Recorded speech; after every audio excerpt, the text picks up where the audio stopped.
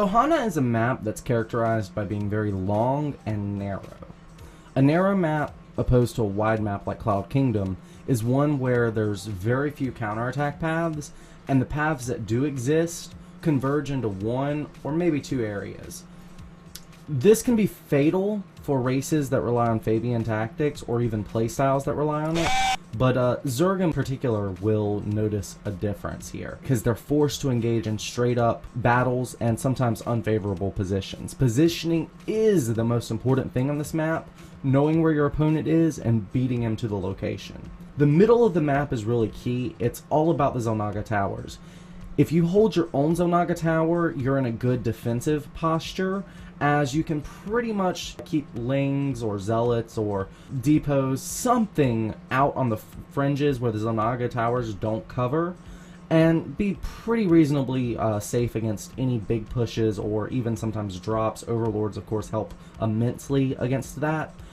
But if you can ever manage to take your opponent's Xel'Naga, due to the way the expansions are going to be structured, you can tell the expansions, the entire base structure is kind of like a U or an upside down U depending on your location, and the Xel'Naga tower is right in the middle of that U, so you can actually, if you hold your opponent's Xel'Naga tower, you can threaten to attack his 5th, 3rd, or 4th while sending possible run-bys or minor pressure to the natural, while also dropping his main. This is just a great location to hold, so it really just becomes a battle for the middle of the map. Of course, there's also a lot of cliff space on this map, and that means the potential for cliff abuse. I know a lot of times you'll see sentries dropped into the main with a warp prism and then warp in some extra units, sometimes even blink on this map. Also, Reapers really good.